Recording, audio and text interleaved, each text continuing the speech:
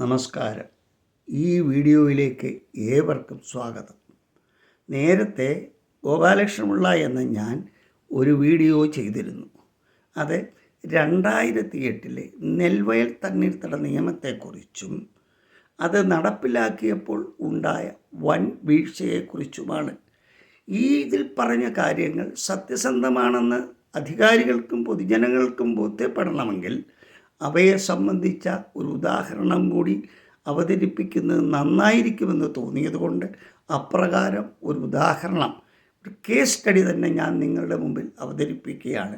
എല്ലാവരും ഇതുകൂടി കാണണമെന്നും അതേ സംബന്ധിച്ചൊരു വിശകലനം നടത്തണമെന്നും ഞാൻ താല്പര്യപ്പെടുകയാണ്. ആലപ്പുഴ ജില്ലയിലെ മുതുകുളം വില്ലേജിൽ 2015 ഡ്രാഫ്റ്റ് ഡേറ്റാ ബാങ്കിൽ നെൽവയലായി ഉൾപ്പെടുത്തിയിട്ടില്ലാതിരുന്ന ഒരു ഭൂമിയിൽ ഒരു വഴി നിർമ്മാണം നടത്തി. ഡ്രാഫ്റ്റ് ഡേറ്റാ ബാങ്കിനെ കുറിച്ച് വേണം പീനൽ പ്രൊവിഷൻസ് എടുക്കുമ്പോൾ അതിനെ ആധാരമാക്കി എടുക്കാവുള്ളൂ എന്ന് ബഹുമാനപ്പെട്ട കോടതിയുടെ ധാരാളം വിധികളുണ്ട്.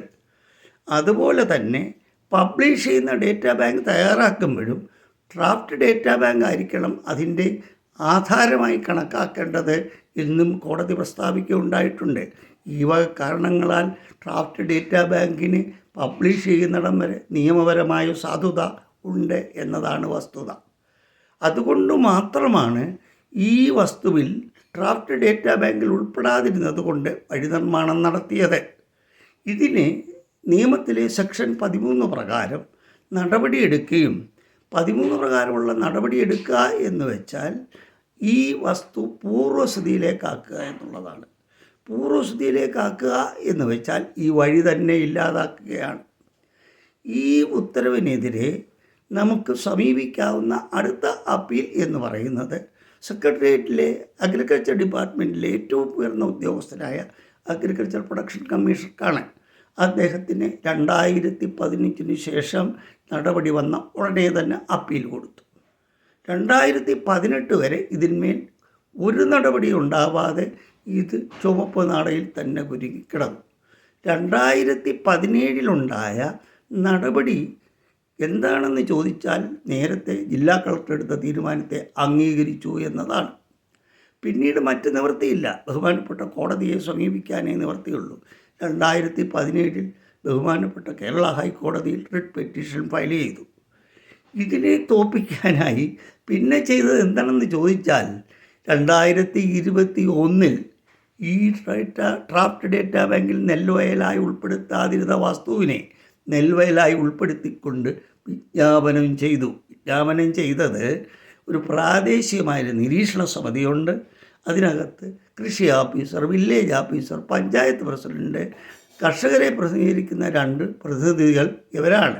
ഇതാണ് പഞ്ചായത്താണ് ഇത് പബ്ലിഷ് ചെയ്യുന്നത് നിയമത്തിലെ വ്യവസ്ഥ അനുസരിച്ച്. പക്ഷേ നിയമത്തിന് വിരുദ്ധമാണ് ചെയ്തതെന്ന് പ്രത്യേകിച്ച് എടുത്തു പറയേണ്ട കാര്യമില്ലല്ലോ. കാരണം ഡ്രാഫ്റ്റ് ഡേറ്റാ ബാങ്കിൽ ഈ വസ്തു നെൽവയലായിരുന്നില്ല. അത് തന്നെയുമല്ല, മറ്റൊരു ഏറ്റവും വലിയ ഗുരുതരമായ തെറ്റ് ചെയ്തത് കോടതിയുടെ പരിഗണനയിൽ ഒരു കാര്യം ഇരിക്കുമ്പോൾ അതിൻ്റെ വിധി വരുന്നത് വരെ സാവകാശമെടുക്കാതെ അതിന്മേൽ ഒരു തീരുമാനമെടുക്കുന്നത് നിയമവിരുദ്ധമല്ലെങ്കിലും സാധാരണഗതിയിൽ ആരും ചെയ്യാത്ത കാര്യമാണ്. അതും ചെയ്തു. ഇതിനെ സബ് ജുഡീഷ് എന്നാണ് നമ്മൾ വിശേഷിപ്പിക്കാറുള്ളത്. ഈ വിജ്ഞാപനം ചെയ്തതിന് ശേഷം കുറച്ച് മാസങ്ങൾ കഴിഞ്ഞപ്പോൾ, അതായത് 2021 സെപ്റ്റംബർ 29 തന്നെ ബഹുമാനപ്പെട്ട കേരള ഹൈക്കോടതി ഈ വസ്തു നെൽവയലല്ലെന്ന് വിധിക്കുകയും അവിടെ റോഡ് നിർമ്മാണം നടത്തിയതിൽ തെറ്റില്ല എന്ന് വിധിക്കുകയും ഉണ്ടായി. പിന്നീട് ഞാൻ 2021 സമർപ്പിച്ച ആ ഫോം 5 അപേക്ഷയിന്മേൽ തീരുമാനമെടുക്കേണ്ടത് സ്വാഭാവികമായും ചെയ്യേണ്ട ഒരു പ്രവൃത്തിയാണല്ലോ. പക്ഷേ ഇതിന്മേൽ യാതൊരു തീരുമാനവും എടുക്കാതെ ഏകദേശം 1.5 വർഷം നീട്ടിക്കൊണ്ടുപോയി. ബഹുമാനപ്പെട്ട കോടതി ഇത് നെൽവയലെന്ന് അല്ല എന്ന് വിധിച്ചപ്പോൾ പിന്നെ പുരയിടമാക്കാനുള്ള ഫോം 6 അപേക്ഷ കൂടെ കൊടുക്കണം. കോടതി വിധി വന്ന ഉടനെ തന്നെ അതുകൂടെ കൊടുത്തു. ഈ 2 കാര്യത്തിലും, അതായത് ഫോം 5 1.5 കൊല്ലത്തോളം തീരുമാനമെടുക്കാതെയും ഫോം 6-ൽ 6 മാസത്തോളം തീരുമാനമെടുക്കാതെയും ഇരുന്നത് നിമിത്തം അടുത്ത റിട്ട് ഹർജി കൊടുക്കുക എന്നുള്ളത് മാത്രമേ അടുത്ത പോംവഴിയുള്ളൂ. അങ്ങനെ 2022-ൽ ഒരു റിട്ട് ഹർജി വീണ്ടും കോടതി വിധി ഇങ്ങനെ വിധിച്ചിട്ടുണ്ടെന്നും അതനുസരിച്ച് ഈ ഫോം 5-ഉം ഫോം 6-ഉം ഡിസ്പോസ് ആക്കുന്നില്ലെന്നും പറഞ്ഞ് ഒരു റിട്ട് ഹർജി, രണ്ടാമത്തെ റിട്ട് ഹർജി ഫയൽ ചെയ്തു. ഇതിന്മേൽ കോടതി 2 മാസത്തിനകം തീരുമാനമെടുക്കാൻ ഉത്തരവായി. പക്ഷേ 8 മാസമായിട്ടും വീണ്ടും തീരുമാനങ്ങൾ എടുക്കാതെ പോയി. പിന്നെ അടുത്തത് കണ്ടംപ്റ്റ് കൊടുക്കുക എന്നുള്ള കോർട്ടലക്ഷ്യ ഹർജി കൊടുക്കുക എന്നൊരു മാർഗം മാത്രമേ ഉള്ളൂ. അത് കൊടുത്തപ്പോൾ ഇതിന്മേൽ രണ്ടിലും ഉത്തരവിറക്കി. ആ ഉത്തരവെന്ന് പറഞ്ഞാൽ ഏറ്റവും വിചിത്രവും നിയമവിരുദ്ധവുമായ ഉത്തരവാണത്. കാരണം നെൽവയൽ എന്ന് നിയമത്തിൽ വിശേഷിപ്പിക്കാത്ത, നിർവചനത്തിൽ പെടാത്ത ഈ വസ്തുവിനെ ഇത് വെള്ളക്കെട്ടായി കിടക്കുന്നു. ഡേറ്റാ ബാങ്കിൽ കാര്യമേ മിണ്ടുന്നില്ല. അത് അടുത്ത വസ്തുവിനെക്കാട്ടിലും ഒരു അരയടി താഴ്ചയായി കിടക്കുന്നു എന്നൊക്കെ പറഞ്ഞ് ഈ ഫോം 5-ഉം ഫോം 6-ഉം അത് രണ്ടും തള്ളി, അതായത് റിജക്റ്റ് ചെയ്തു, തീരുമാനമെടുത്തു. പക്ഷേ കോർട്ടലക്ഷ്യ ഹർജിയിന്മേൽ അതിനകത്ത് സാങ്കേതികമുള്ളത് കൊണ്ട് കോർട്ടലക്ഷ്യ ഹർജിയിന്മേൽ അവർക്ക് ശിക്ഷ കിട്ടിയില്ല. കാരണം 2021 സെപ്റ്റംബറിലെ ആദ്യത്തെ റിട്ട് ഹർജി പ്രകാരം തീരുമാനിക്കണമെന്ന് അപേക്ഷകൻ്റെ പ്രയറില്ലാതിരുന്നത് മൂലവും അപ്രകാരമുള്ള ഒരു കണ്ടീഷൻ കോടതി 2 മാസത്തിനകം തീരുമാനിക്കണമെന്നുള്ള ഉത്തരവിൽ ഉൾപ്പെടുത്താതിരുന്നത് മൂലവും കോർട്ടലക്ഷ്യ ഹർജിയിൽ രക്ഷപ്പെട്ടു. പക്ഷേ സാമാന്യ മര്യാദ അനുസരിച്ച് ബഹുമാനപ്പെട്ട കോടതി നെൽവയലല്ലെന്ന് പറഞ്ഞ ആ വസ്തു ഫോം 5-ഉം ഫോം 6-ഉം അംഗീകരിച്ച് പുരയിടമാക്കുകയും ഡേറ്റാ ബാങ്കിൽ നിന്ന് മാറ്റുകയുമാണ് ധാർമ്മികത. പിന്നീട് മറ്റു മാർഗമില്ലാത്തത് കൊണ്ട് 3ാമത്തെ റിട്ട് ഹർജി ഫയൽ ചെയ്തു. 3ാമത്തെ റിട്ട് ഹർജി സ്പെസിഫിക്കായി പ്രയർ ബഹുമാനപ്പെട്ട കോടതിയുടെ മുമ്പായി നൽകി. അതായത് 2021 സെപ്റ്റംബറിൽ ആദ്യത്തെ റിട്ട് പെറ്റീഷനിൽ നെൽവയലല്ലെന്ന് പറഞ്ഞതുപോലെ തീരുമാനം എടുക്കണമെന്നുള്ള റിക്വസ്റ്റും വയ്ക്കുകയും ബഹുമാനപ്പെട്ട കോടതി അത് അംഗീകരിക്കുകയും ചെയ്തു. അതനുസരിച്ച് ഉത്തരവ് ഇറക്കണം. ആദ്യത്തെ ഉത്തരവ് കോടതി റദ്ദ് ചെയ്യുകയും രണ്ടാമത് ഇത് പരിശോധിച്ചതിന് ശേഷം ഉത്തരവ് ഇറക്കണമെന്നും പറഞ്ഞു. അതിനുശേഷം ഡിസ്കഷൻസ് വീണ്ടും വിളിക്കുക, വില്ലേജ് ഓഫീസറോട് റിപ്പോർട്ട് ചോദിക്കുക, കൃഷി ഓഫീസറോട് റിപ്പോർട്ട് ചോദിക്കുക. ഇതൊക്കെ നിയമവിരുദ്ധമാണ്. കാരണം കോടതി കണ്ടെത്തി തീരുമാനിച്ചു കഴിഞ്ഞു. പക്ഷേ ഉദ്യോഗസ്ഥന്മാർ എന്ത് ചെയ്താലും നമുക്ക് എന്ത് ചെയ്യാൻ കഴിയും? അതിന് മുകളിൽ ഉന്നത ഉദ്യോഗസ്ഥന്മാരെ സമീപിക്കാൻ നിവൃത്തിയില്ല. കാരണം ഇവർ ക്വാസി ജുഡീഷ്യൽ അതോറിറ്റി ആയതുകൊണ്ട് ബഹുമാനപ്പെട്ട ഹൈക്കോടതിയുടെ അടുത്തേ നമുക്ക് പരാതിയുമായി ചെല്ലാൻ കഴിയത്തുള്ളൂ. ഇവരുടെ മുകളിൽ നേരത്തെ പറഞ്ഞതുപോലെ കൃഷി വകുപ്പ് സെക്രട്ടറി ഉണ്ട്, പിന്നെ അഗ്രികൾച്ചർ പ്രൊഡക്ഷൻ കമ്മീഷണറുണ്ട്, അതുപോലെ തന്നെ ഇങ്ങനെ മന്ത്രിയുണ്ട്. ഇവർക്കാർക്കും നമ്മൾ പരാതി കൊടുത്തുകൊണ്ട് യാതൊരു പോംവഴിയുമില്ല. കാരണം അവരെല്ലാം ക്വാസി ജുഡീഷ്യൽ അതോറിറ്റിയുടെ തീരുമാനമാണ്, ഞങ്ങൾ ഇടപെടത്തില്ലെന്ന് പറയുക മാത്രമാണ് ചെയ്യുന്നത്. ഈ സാഹചര്യത്തിൽ വീണ്ടും കോടതി പരിശോധിക്കാൻ ഇവരോട് ആവശ്യപ്പെട്ടല്ലോ 3ാമത്തെ റിട്ട് ഹർജിയിൽ. അത് പരിശോധിച്ചതിന് ശേഷം അതിനകത്ത് വീണ്ടും അവിടെ ഒരു ചിറയുണ്ടായിരുന്നു എന്നും ആ ചിറ അതുപോലെ പുനർനിർമ്മിച്ചുകൊണ്ട്, അപ്പം ചിറയില്ല ഇപ്പോഴും, ചിറ പുനർനിർമ്മിച്ചുകൊണ്ട് ഇതിനെ പുരയിടമാക്കാനും ഉള്ള ഒരു ഉത്തരവ് ഡെപ്യൂട്ടി കളക്ടർ അങ്ങ് പുറപ്പെടുവിച്ചു.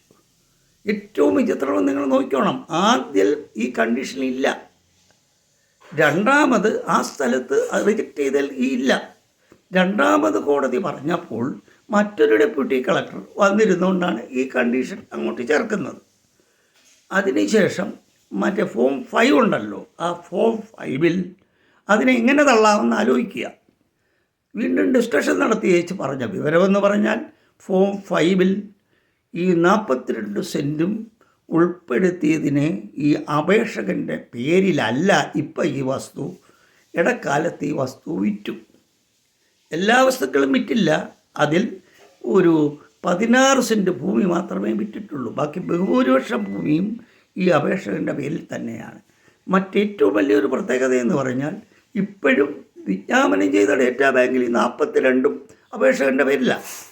അതിൽ നിന്നും ഈ ഭൂമിയെ മാറ്റിക്കിട്ടാനൊരു അവകാശം അപേക്ഷകനുണ്ടല്ലോ. അതുകൊണ്ടും കൂടിയാണ് ഇങ്ങനെ അപേക്ഷ കൊടുക്കാൻ കാരണം. പക്ഷേ ബഹുമാനപ്പെട്ട കോടതിയിൽ ഗവൺമെൻറ് ബിൽഡറും മറ്റുമൊക്കെ അപേക്ഷകൻ്റെ പേരിലല്ലെന്ന് പറഞ്ഞപ്പോൾ കോടതി വാക്കാൽ അപേക്ഷകനോട് നിർദ്ദേശം നൽകി കൂടുതൽ തർക്കങ്ങളിലേക്കും പ്രശ്നങ്ങളിലേക്കും പോകാതെ അപേക്ഷകൻ തൻ്റെ പേരിലുള്ള വസ്തുവിന് മാത്രം ഒരു അപേക്ഷ കൊടുത്തുകൂടായോ എന്ന് ചോദിച്ചു. കോടതി പറയുന്നത് നമുക്ക് അംഗീകരിക്കുകയാണല്ലോ, നമുക്ക് ഏറ്റവും അവസാന ആശ്രയം അത് മാത്രമല്ലേ ഉള്ളൂ. അതനുസരിച്ച് അപേക്ഷ കൊടുത്തു.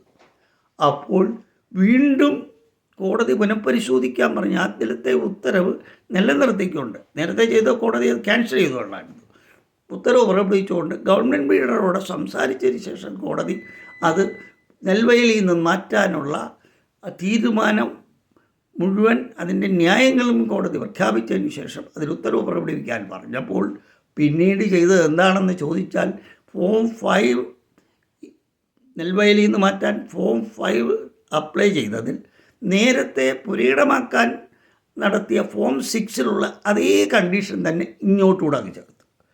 ചുരുക്കം പറഞ്ഞാൽ ഫോം 5 ഫോം 6 അപേക്ഷകന് യാതൊരു പ്രയോജനവുമില്ലാത്ത വിധത്തിലുള്ള 2 കണ്ടീഷൻസ് അതിലങ്ങ് ചേർത്തു. ഈ കണ്ടീഷൻ നിയമപരമാണോ എന്ന് ചോദിച്ചാൽ അല്ല. ഒരു ഭൂമി നെൽവയൽ അല്ലെങ്കിൽ നെൽവയലല്ലെന്ന് രേഖപ്പെടുത്തി ഡേറ്റാ ബാങ്കിൽ നിന്ന് മാറ്റുക. പുരയിടം 25 സെൻറ്റിനും 50 സെൻറ്റിനും അങ്ങനെ ചില ഈ നിബന്ധനകൾ വെച്ചിട്ടുണ്ട്. അതിന് മുകളിലുള്ള വസ്തുക്കളിൽ മാത്രം വെള്ളമൊഴുക്കിന് വേണ്ടി ഈ ചില നിബന്ധനകൾ നിയമത്തിൽ വ്യവസ്ഥ ചെയ്തിട്ടുണ്ട്. ഇതൊന്നും ഉൾപ്പെടുന്ന ചിറയല്ല, ഇത് ചിറയില്ല. രണ്ടാമത് ആ വഴി നിർമ്മിച്ചതാണ് ചിറയായിട്ട് കിടക്കുന്നത്. അത് പുനർനിർമ്മിക്കണമെന്ന് പറഞ്ഞാൽ ആദ്യത്തെ കോടതി വിധിയുടെ എതിരാണ് താനും. ഈ വിഷയങ്ങൾ വീണ്ടും ചൂണ്ടിക്കാണിച്ചുകൊണ്ട് ഈ നിലവിലുണ്ടായിരുന്ന കോർട്ടലക്ഷ്യ ഹർജിയിന്മേൽ തീരുമാനമെടുക്കാൻ ബഹുമാനപ്പെട്ട കോടതിയോട് നൽകിയ വിനീതമായ അപേക്ഷയനുസരിച്ച് കോടതി ഇപ്പോഴും അത് പരിശോധിച്ചുകൊണ്ടിരിക്കുകയാണ്. അപ്പം ഈ 42 സെൻറ്റ് ഭൂമിയെ സംബന്ധിച്ചിടത്തോളം 3 റിട്ട് പെറ്റീഷൻ, 2 കണ്ടംപ്റ്റ്, ഇത് ഇത്രയും 2015 തുടങ്ങി 8 വർഷമായി അതിൻ്റെ അപേക്ഷകൻ ഇതിൻ്റെ പുറകെ നടക്കുകയാണ്. അപ്പം ഇങ്ങനെ അന്വേഷിച്ചപ്പോൾ, നമ്മൾ ഇതിനെക്കുറിച്ച് അന്വേഷണങ്ങൾ നടത്തിയപ്പോൾ ഇതുപോലെ കഷ്ടപ്പെടുകയാണ് കേരളത്തിലെ ഒട്ടുമിക്ക മുൻ നെൽകൃഷിക്കാരും.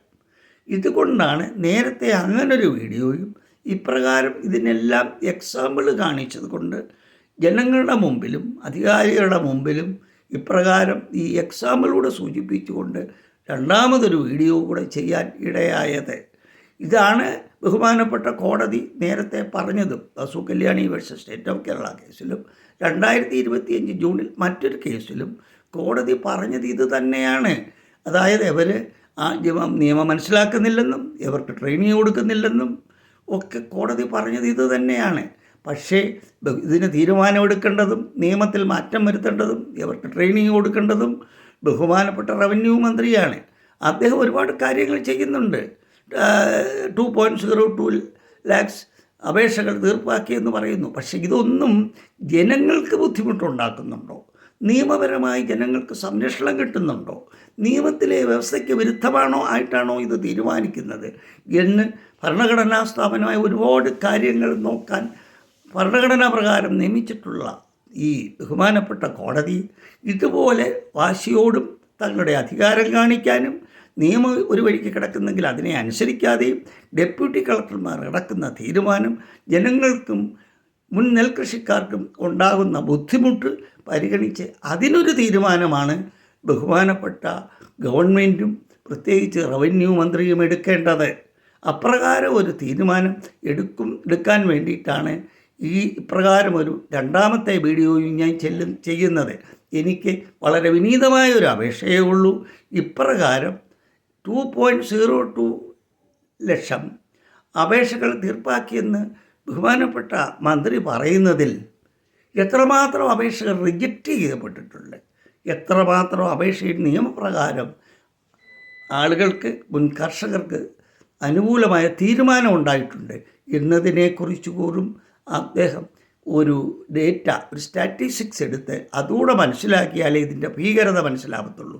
അപ്രകാരം കൂടി അദ്ദേഹത്തിന് ചെയ്യുവാൻ മനസ്സുണ്ടാവണം എന്ന് പ്രാർത്ഥിച്ചുകൊണ്ടും അദ്ദേഹത്തിനോട് അപേക്ഷിച്ചുകൊണ്ടും തൽക്കാലം ഞാൻ എൻ്റെ ഈ വീഡിയോ നിർത്തുന്നു. എല്ലാവർക്കും നമസ്കാരം.